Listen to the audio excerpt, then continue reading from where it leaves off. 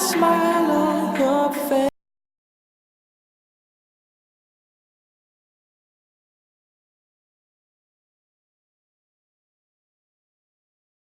Hi guys, welcome back to my channel. So today's video is going to be about more of my healing process. It's going to be more medical, and my next video I'll slowly start talking about how I was mentally and emotionally, because something like this is not just a broken elbow, okay? It's just something very serious and it's very hard.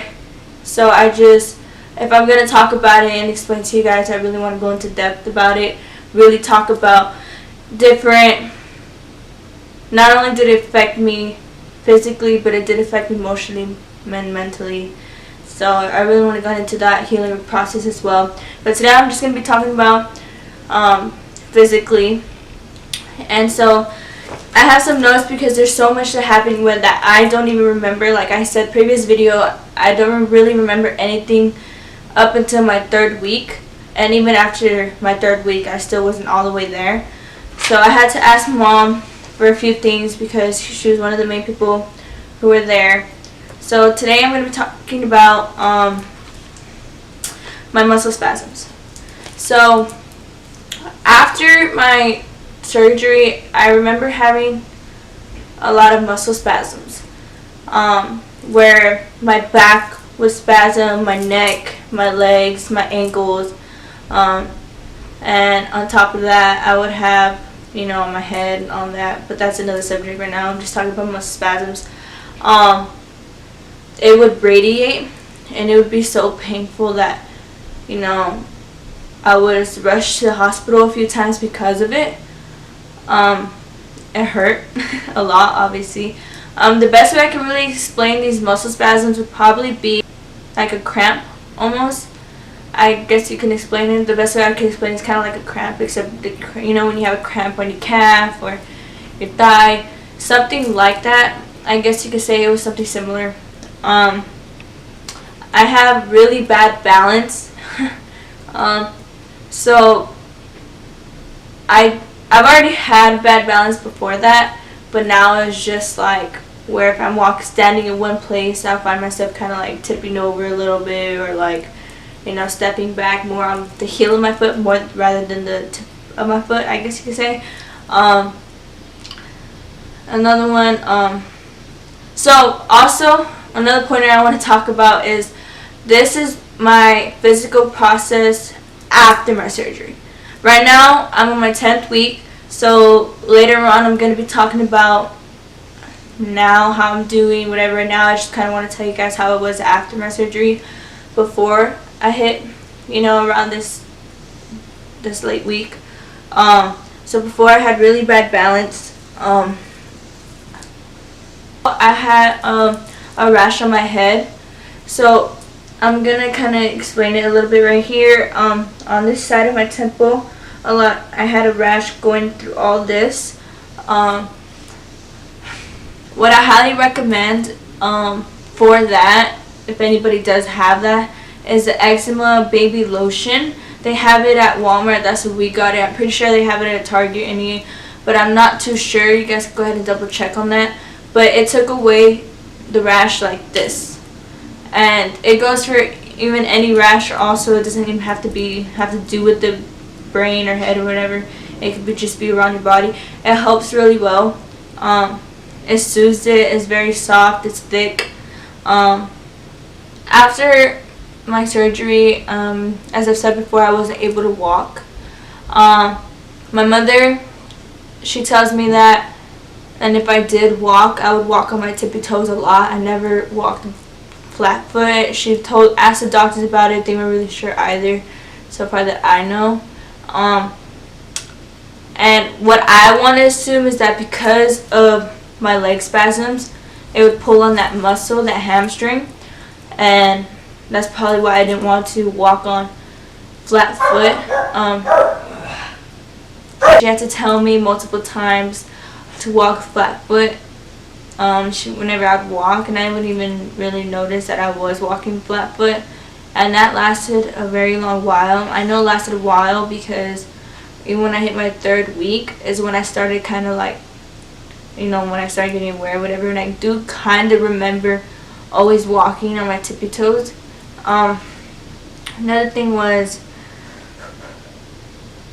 so yeah, I had to learn how to walk flat foot instead of tippy toes. Also, the strength in my legs were really bad. They would give out on me all the time. And I would get up from bed and take one step foot, another one, and then the next one. And as soon as I hit my third step, both of my legs would just collapse.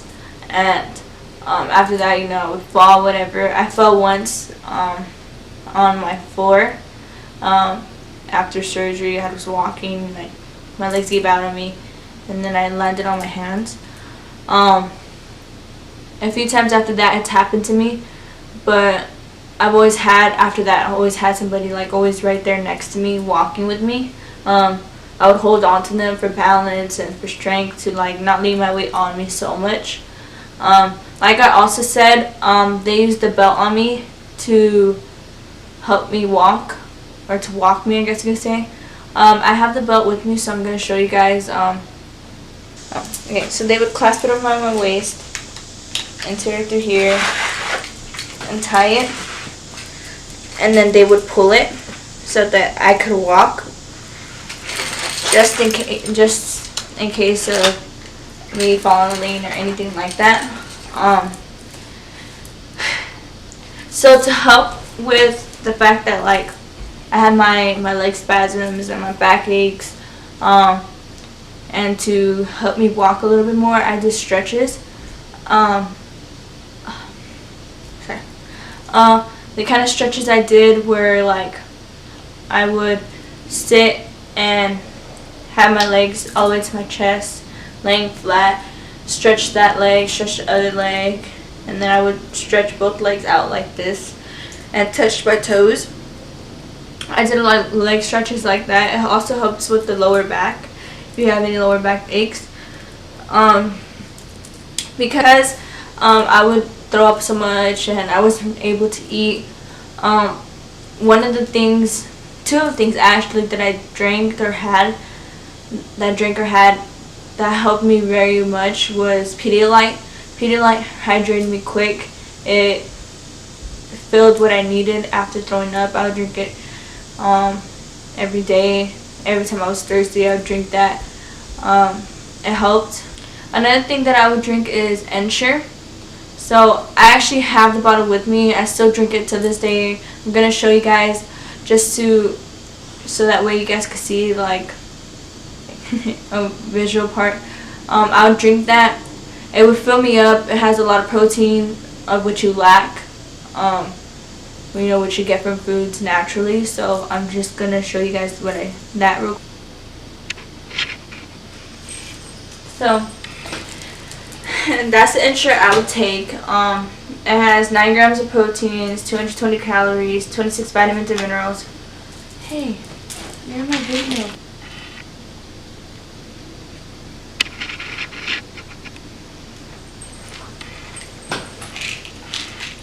I would also take, I take B12. It's mostly for women. It helps your hair growth and everything like that. I take iron. I take calcium. The multivitamins.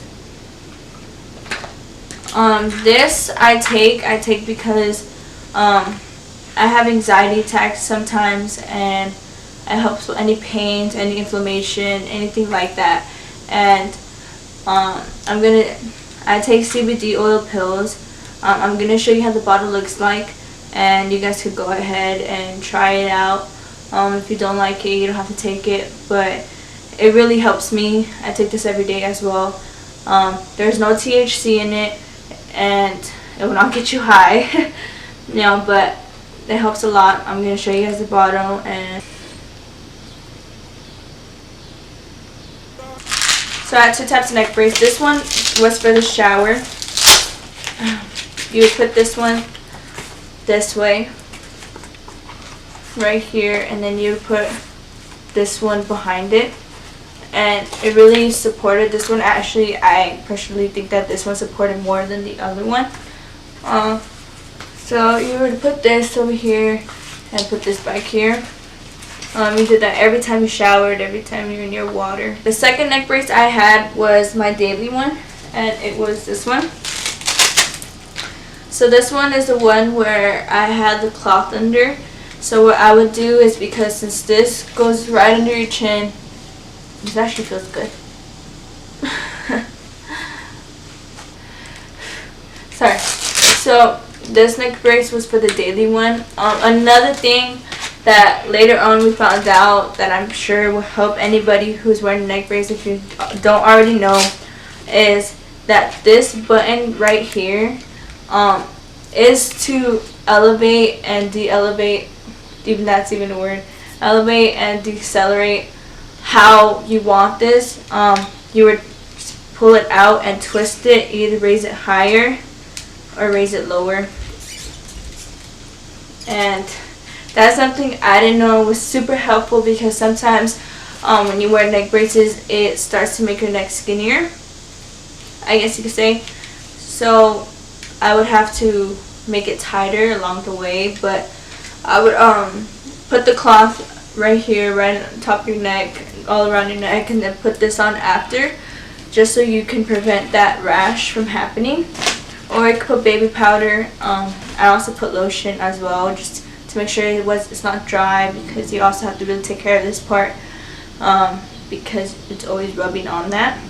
And I don't know if you can see, but for the material, it's very it's not very comfortable. The padding is definitely, but the material isn't against your neck, especially if you have to wear it, at all times.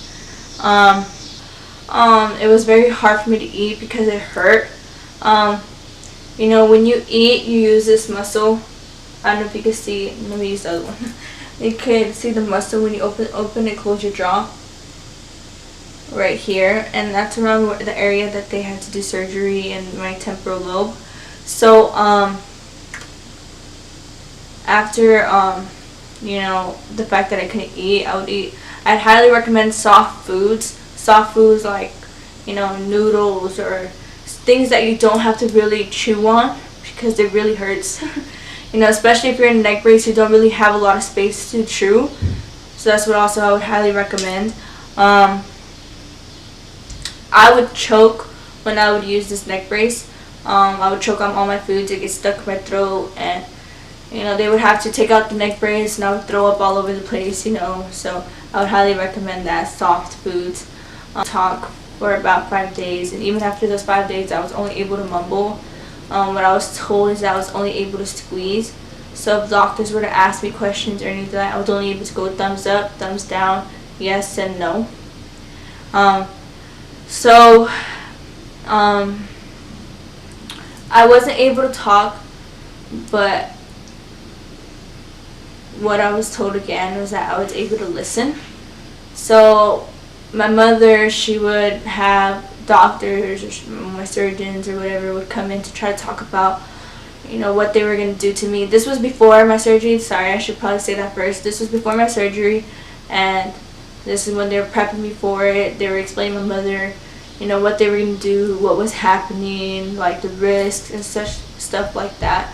She would have them talk to her in the hallway instead of talking to them in the room, because she was afraid that I was going to freak out in my head. I don't know if you could how to explain that, but you know, if I can't move and if I can't talk, the only thing I could do is listen, and I could, you know, probably go crazy, which, you know, she was smart for doing that, because I probably would have. So after those, another thing that my mom didn't allow me to do is look at myself in the mirror after my surgery, because as you've seen in the pictures, they had shaved this half of my head, and they had the incision, and they had put staples in, and she was afraid of my reaction on me looking at myself, so she wasn't allowing me to do that. In the ICU, they didn't have mirrors in my room I don't know about any other room, but I know from my room that she's told me that I didn't have any mirrors in my restroom. So the day that they had discharged me, so I really didn't see myself, and I kind of remember when I was able to see myself.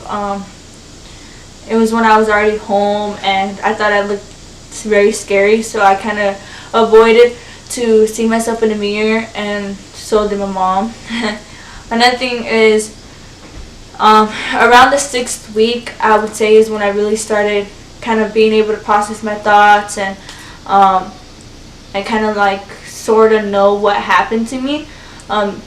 It was as if I was walking around like an airhead. Like, I don't remember thinking anything or anything like that until about my 6th week, I want to say, because I had a doctor's appointment at my 6th week, and I didn't even know what day it was. I still don't. Sometimes I still get lost in time, but I went into the doctor's appointment, and she was like, "Oh, you're hitting your 6th week," and I remember just being like, "What?" I swear it happened like a few days ago, you know. So once I had that doctor's appointment is when I started kind of like processing a little bit. So like around my 3rd week, I had like little dots of memory. It wasn't a lot. It was barely anything, but it's when I started having a little bit from nothing to something. But that's all for today, guys. Thank you so much for watching this video. I know this video is kind of long. This one is more about my healing process physically. The next one is probably going to be mentally. I want to do a Q&A very soon for any questions that you guys have for me. So thank you so much for watching. Please like, share, and subscribe. Comment down below. Have a blessed day, guys. I love you. Bye.